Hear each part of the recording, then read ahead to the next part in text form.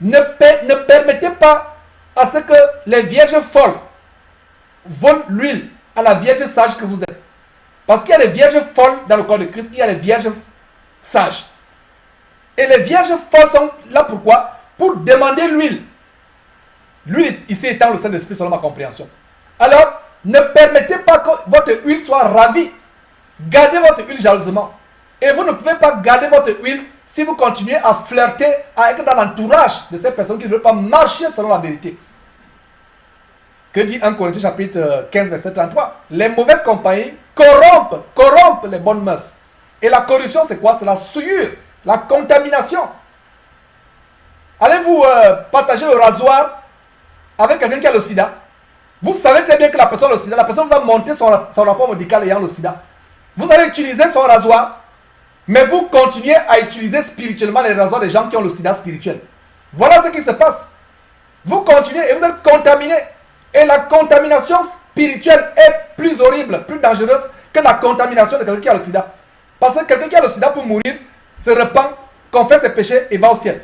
Mais si vous êtes contaminé par le sida spirituel, qu'est-ce qu'il entend par le sida?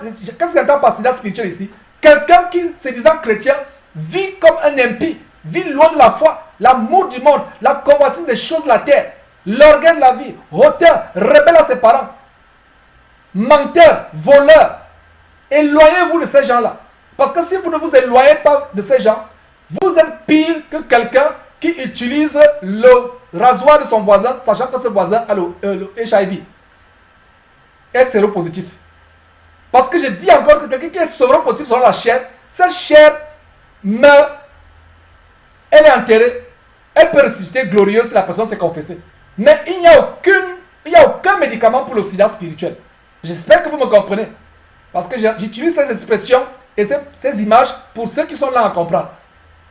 Donc voilà. Ayant l'apparence, verset 5, ayant l'apparence de la piété, mais reniant ce qui en fait la force, éloigne-toi de ces gens-là. Éloigne-toi de ces gens-là.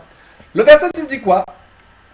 Le verset 6 dit, il en est parmi eux qui s'introduisent dans les maisons et qui captivent les femmes d'un esprit faible et borné, chargé de péché, agité de passions de toute espèce.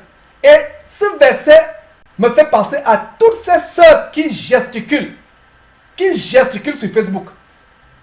Et vous qui m'écoutez, si vous êtes une sœur véritable, disciple de Jésus-Christ, éloignez-vous de Facebook. Des commentaires gesticulants. La femme qui craint Dieu est une femme réservée. C'est une femme chaste. Elle ne passe pas le temps à cause de l'oisiveté. À longueur de journée, aller de compte Facebook à compte Facebook. Même la Bible décrit les femmes oisives qui vont de maison en maison. Et les femmes du 20e siècle, dans quelle maison elles entrent? Quand il a dit les femmes du 20e siècle vont de maison en maison, ça veut dire quoi? Elles vont de compte Facebook à compte Facebook. Postant des commentaires, discutant, enseignant la parole de Dieu. Alors qu'une femme ne doit pas enseigner la parole de Dieu. Et malheur à vous, si vous écoutez l'enseignement d'une femme qui enseigne, vous contribuez à sa malédiction. C'est pour ça que Jésus-Christ a repris sévèrement l'évêque de l'église de Thyatire. Voilà.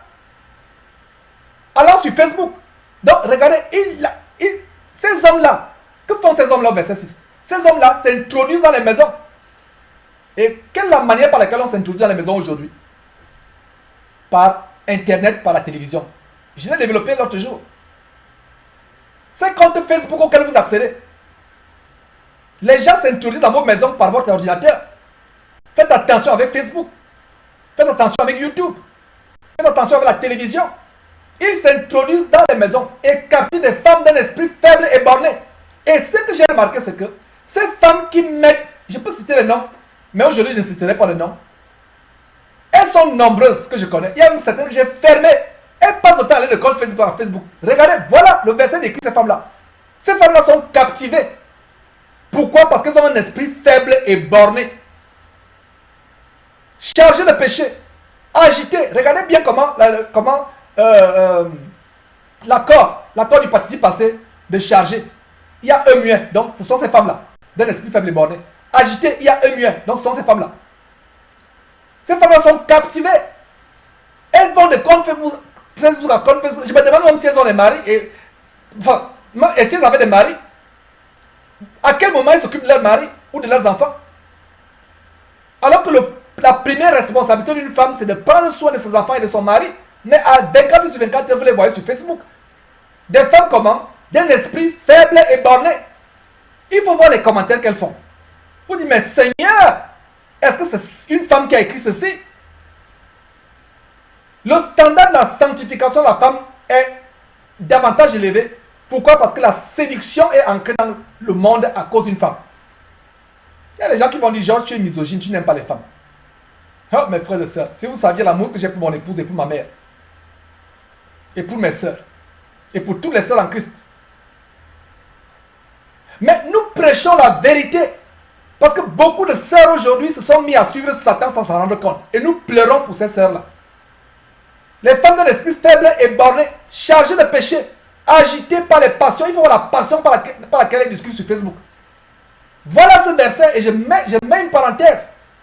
Ce verset parle de Facebookeuses. Je ne dis pas que même les hommes sont de reste. Même les hommes. Mais ici, je m'adresse parce que le verset parle le verset au féminin ici. Des femmes d'un esprit faible.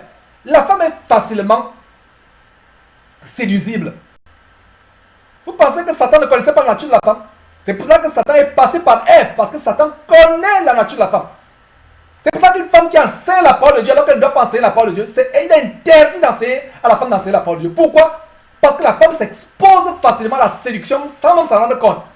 Parce que la femme, naturellement, c'est comme ça que Dieu a prévu des choses. Ce n'est pas Georges qui vous parle qui a prévu ces choses ainsi. La femme est sortie de l'homme. Adam, Ève est sortie de l'homme et il en est ainsi. Donc la femme ne peut pas supporter certaines choses. Ces femmes qui s'exposent sur Internet, sur Facebook, s'exposent à des esprits impurs, mes frères et sœurs. Il y a eu des témoignages comment des personnes ont été attaquées par des démons qui passent par Facebook pour les attaquer, qui se manifestent maintenant la nuit pour les attaquer. Faites attention. Elles posent des commentaires, pensant qu'elles connaissent la Bible, parce qu'elles ont lu un ou deux versets. Elles passent le temps maintenant à venir poster des versets, à venir mettre des choses. Non. Vous ne connaissez pas une écriture, vous ne comprenez pas. Soyez réservés. Et je rends grâce à Dieu de ces sœurs avec qui je suis en contact, qui sont réservées, qui ne posent pas des commentaires comme s'ils avaient la science biblique infuse. Réservée, une femme est réservée. Je parlerai des hommes plus tard, mais je m'arrête sur ce verset. Ce verset me fait penser à tout le bordel qui se passe sur Facebook. Facebook est devenu un véritable bordel pour beaucoup de sœurs en Christ, malheureusement. Des femmes faibles, d'un esprit faible et borné. Esprit borné par leur raisonnement, borné par leur rêverie, par leurs émotions. La femme est émotive. Quand nous sommes d'une centaine, qui nous attaquent en premier sont les femmes. C'est après qu'elles comprennent. Je vous donne le témoignage d'une femme qui m'a envoyé un email qui me dit que frère, je pensais que tu es fou, déséquilibré. Parce que quand nous montrons les choses choquantes, nous dénonçons avec virulence les mondes de ténèbres. Les femmes faibles et bornées ne comprennent pas. Chargée de péché, regardez, chargée de péché. Parce que quand une femme se met à enseigner la parole de Dieu, ça veut dire qu'elle est chargée de péché. Le premier péché étant le fait qu'elle enseigne. Donc vous qui suivez les femmes qui enseignent l'évangile à travers le monde, sur Facebook, sur Internet, un peu partout, ce sont les femmes chargées de péché et vous les suivez. Et non seulement ces femmes sont chargées de péché, elles sont agitées par des passions. Regardez la manière passionnée par laquelle elles agissent. Allez voir les sujets chauds sur Internet, comptez le nombre de commentaires. Sur 500 commentaires, comme quelque chose que j'ai posté, il y a déjà plus de 500 commentaires. Vous allez voir peut-être, sur 500 commentaires, il y a peut-être, c'est 400 commentaires de femmes. 75% de commentaires, c'est les femmes. Et vous allez voir la passion qu'il y a derrière. Des insultes, des injures. J'ai aimé tout à l'heure comment le frère d'abord de Côte d'Ivoire a fermé la bouche à une. Passez le temps à commenter, à faire des choses terribles. Voilà le verset. Vous qui ne lisez pas vos Bibles, voilà, ce verset parle de vous. Je ne me répands pas d'être dur à votre égard. Puis cette dureté vous amène à vous repentir, à être réservé, à être discrète. Votre piété ne se manifeste pas sur les places publiques. Et la plus grande place publique aujourd'hui, dans le 21e siècle, c'est Facebook. Votre relation avec Dieu ne se manifeste pas dans les places publiques. C'est dans la discrétion de votre chambre. Verset 6. Il en est parmi eux qui s'introduisent. Donc ces hommes-là s'introduisent dans les maisons à travers Facebook, à travers YouTube, à travers Internet. Pour captiver quoi? Pour captiver qui, pardon? Des femmes d'un esprit comment? Faible et borné. Et ensuite comment? Chargé de péché. Et ensuite comment encore? Agité par des passions de toute espèce. Voilà. Et le verset continue vis-à-vis de ces femmes.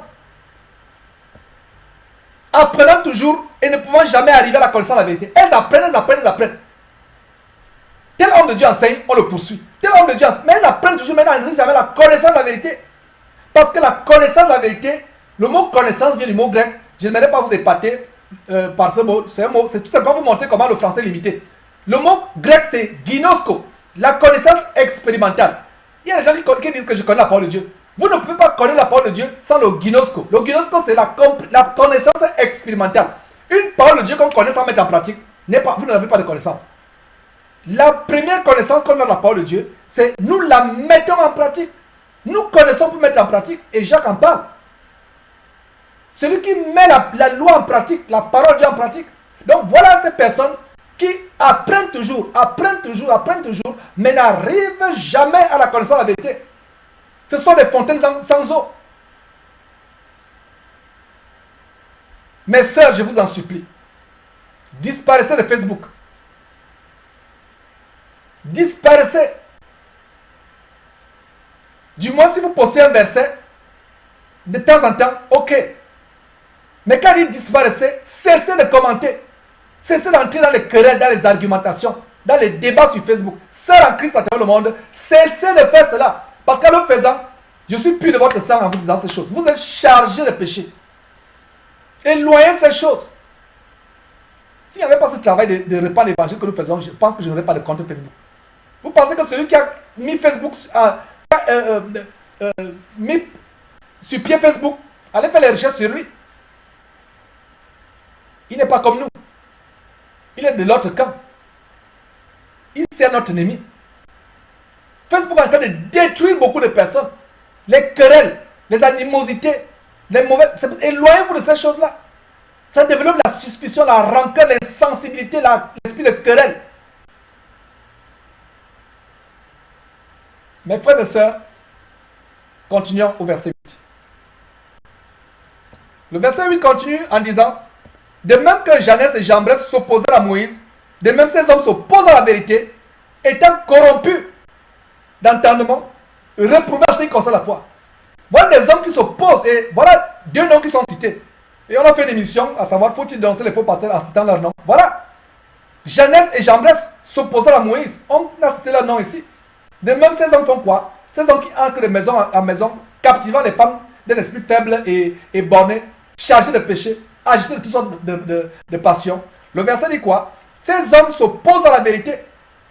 Et toute personne qui enseigne de fausses doctrines s'oppose à la vérité. Étant corrompu d'entendement, réprouvé en ce qui concerne la foi. Et regardez, la Bible dit quoi? Mais ils ne feront pas de plus grand progrès. Ces hommes qui s'opposent à la vérité, qui sont corrompus d'entendement, enseignant des choses pernicieuses, enseignant des doctrines de démons. La Bible dit quoi? Ils ne feront pas de plus grand progrès.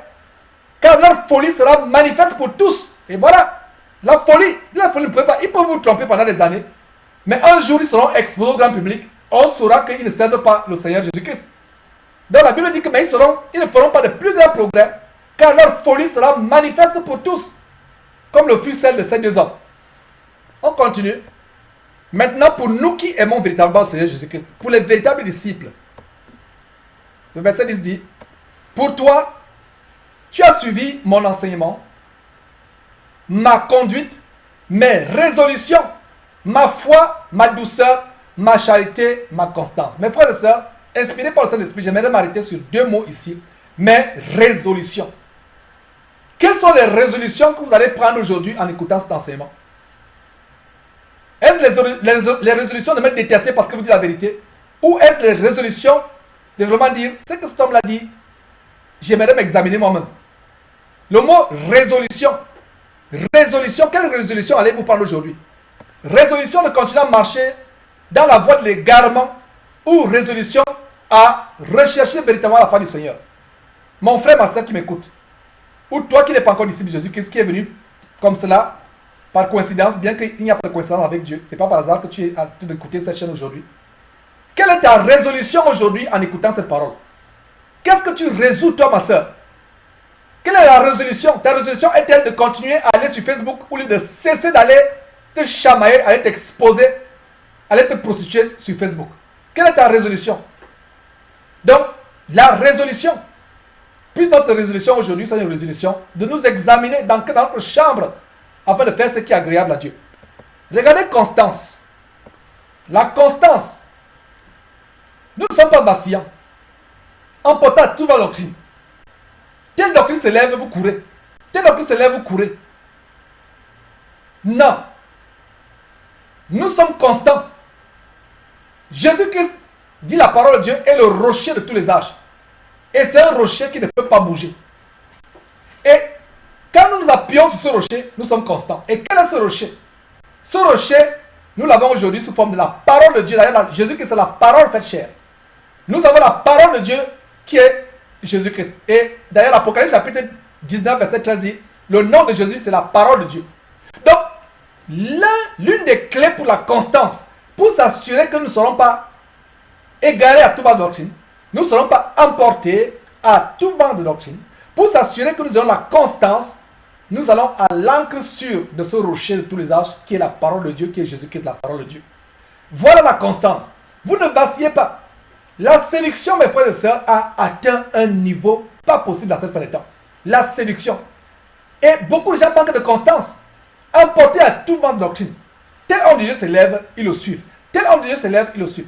Je ne me fatiguerai jamais de vous répéter. Ne suivez pas votre frère Georges que je suis. Ne suivez pas la doctrine d'un homme. Suivons la doctrine de Jésus-Christ. Parce que si Georges vous enseigne des choses qui ne sont pas correctes, il vous emporte avec lui dans l'erreur. Soyez constants, mes frères et sœurs, sur la parole de Dieu. N'allez ni à gauche ni à droite. C'est l'exhortation d'aujourd'hui. Mes frères, voilà. Ton maître est-il Jésus-Christ ou est-il maman? Nous ne pouvons pas aller à Jésus-Christ ayant un pied dans le monde. Nous devons nous délivrer du monde. Nous devons travailler chaque jour à notre salut avec crainte et tremblement. Nous devons nous préparer, mes frères et sœurs, à l'avènement du Seigneur Jésus-Christ. Le Seigneur Jésus-Christ ne viendra pas prendre une épouse salie, une épouse qui est éclaboussée, une épouse qui est pleine de taches de boue. Non, non, non, non. Jésus-Christ viendra prendre une église sans tache ni ride, ni rien de semblable. Vous pouvez lire ces détails dans Éphésiens chapitre 5. Alors, nous allons voir un détail, à savoir comment être délivré de l'amour du monde. Et je vais vous montrer les manifestations, mes frères et sœurs, de l'amour du monde ou maman. Et pour ceux qui ne comprennent pas le titre, ce titre est sur la base de Matthieu chapitre 6. D'ailleurs, ce serait un bon départ par rapport à cela, Matthieu chapitre 6. Mais je pense que plutôt 2 Timothée chapitre 3 serait un bon départ aujourd'hui. La prophétie de la fin des temps. Et ces prophéties de la fin des temps s'accomplissent aujourd'hui. Nous allons voir comment les gens sont arrivés à un niveau élevé d'amour du monde. Et j'aurais rempli ma tâche aujourd'hui, mes frères et sœurs, si à la fin de cette émission, chacun de vous qui me suivez actuellement en direct réaliserait que nous devons mettre Dieu en première position dans notre vie. Dieu ne doit pas être comme une roue de secours. Malheureusement, nous avons mis Dieu comme une roue de secours. Nous marchons nos 4 roues, une roue étant notre famille, une roue étant notre travail, une roue étant nos enfants, une roue étant nos hobbies, nos activités, nos plaisirs mondains. Et Dieu est dans la malle arrière, caché, on n'y pense pas. C'est quand il y a un problème, c'est quand il y a une attaque, c'est quand il y a une tribulation, une persécution, qu'on dit, oh Seigneur. Et c'est là où on pense à Dieu qui est caché dans la malle arrière. Mais aujourd'hui, mes frères et sœurs, par la vertu du Saint-Esprit, plaise à Dieu, ma prière et mon intercession pour nous tous, vous et moi y compris, c'est que à la fin de cet enseignement, nous réalisons comment Dieu doit être la priorité de toutes nos priorités. Dieu doit être la priorité de toutes nos priorités. Qu'est-ce que je veux dire par là? Vous prenez votre liste, vous mettez toutes les priorités, votre travail, votre avenir, vos plans de construire des maisons, vos plans de vous marier, vos plans de finir d'avoir des diplômes et tout ce que vous pouvez faire. Vous mettez donc peut-être la liste des 20 premières priorités. Mais au-delà de toutes ces priorités, vous mettez la priorité de Dieu. Dieu, c'est notre priorité. Mes frères et sœurs, beaucoup de choses sont en train de se passer dans cette fin de temps pour nous montrer l'abomination de l'apostasie qui a atteint le monde avec toutes sortes de choses. L'homme qui va avec un homme, l'homme qui couche avec un homme, la femme qui couche avec une femme, les hommes qui couchent avec les animaux, la perversité, l'insensibilité à laquelle les gens sont arrivés dans cette fin de temps. Et d'ailleurs, cela a été prophétisé. Je vous assure, nous vivons des temps difficiles. Les ténèbres ne font que s'épaissir.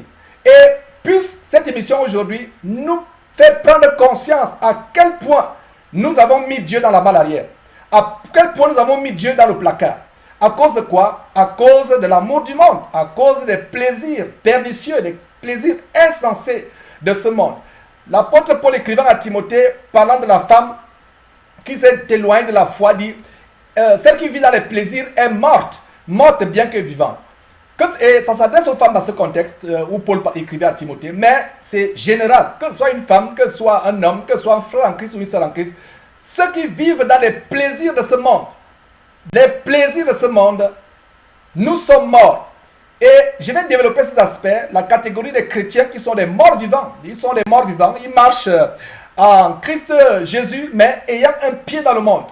Nous devons arriver au point où nous fuyons les passions et les plaisirs de la jeunesse. Et si vous avez du mal à vous séparer, n'est-ce pas, de la boisson, de l'ivrognerie, des boîtes de nuit, des bars, des endroits pollués, de la télévision avec des émissions ou des films insensés, des plaisanteries, voilà des détails. Nous devons arriver au point où nous vivons chaque jour comme si c'était le retour de Jésus-Christ. Et comme l'apôtre Paul disait, je ne me lasse point de vous écrire, de vous dire les mêmes choses, car pour vous, cela est salutaire.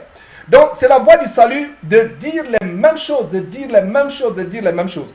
Donc, nous allons voir une très très grande écriture. Je pense que c'est dans 2 Timothée. Nous allons voir quelle est la volonté dans 2 Timothée, la volonté du Seigneur dans 2 Timothée.